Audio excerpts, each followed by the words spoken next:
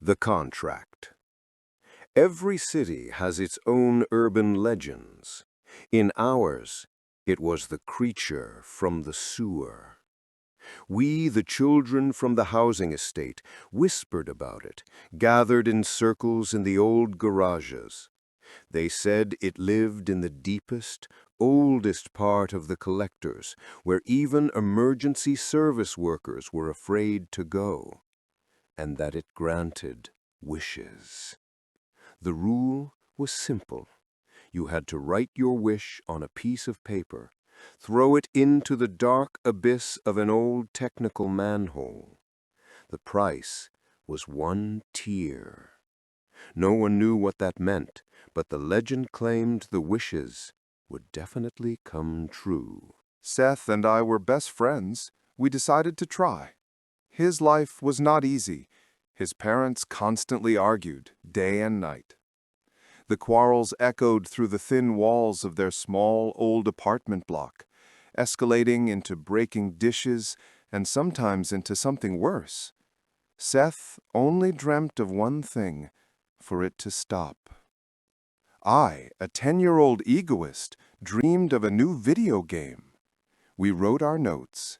Seth wrote, "I want my parents to stop fighting." I wrote, "I want the Cosmic Rangers game." We approached the old moss-covered manhole. Its heavy cast-iron cover lay slightly askew, opening only a thin crack into the impenetrable darkness. It smelled of cold, dampness, and something ancient. We threw our notes in turn and, scared by our own bravery, ran away. The next day, my dream came true. My father unexpectedly returned from work with a long box in his hands. "Here you go, son. I got a bonus yesterday," he said. I couldn't believe my eyes. It was Cosmic Rangers. I ran to Seth's place to boast. His mother opened the door for me. She was calm, extremely calm. Her face looked like a clay mask. "Seth is in his room," she said monotonously, without any intonation, and stepped aside to let me in.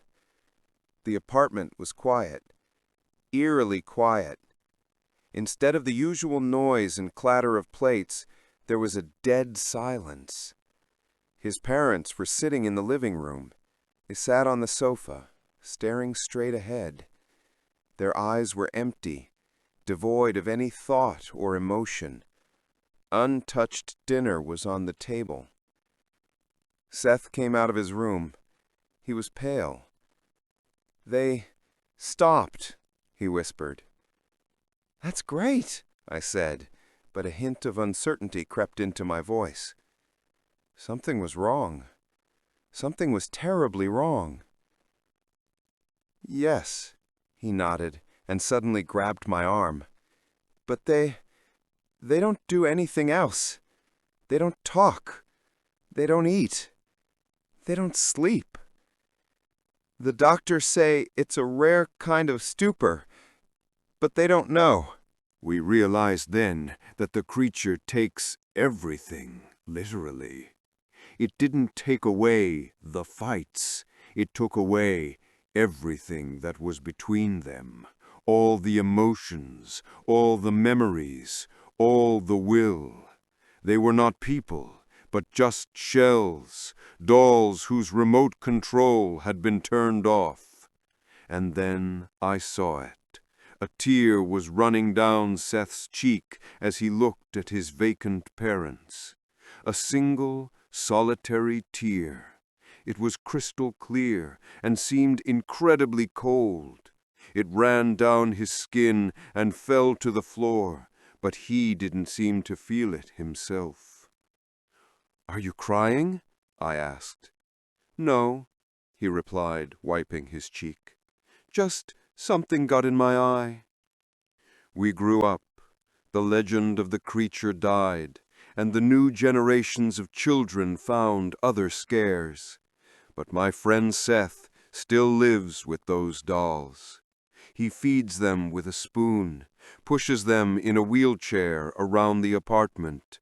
They look at him with empty gazes that hold no love, no hatred, no guilt.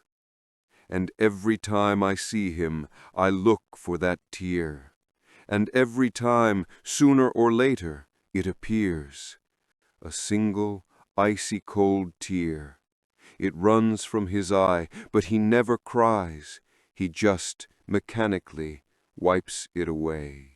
I understood the terrifying thing. The creature didn't take that single tear back then in childhood. It only opened an account, and now it collects the payment daily for every day of his parents' silent existence, for his every breath poisoned by the silence.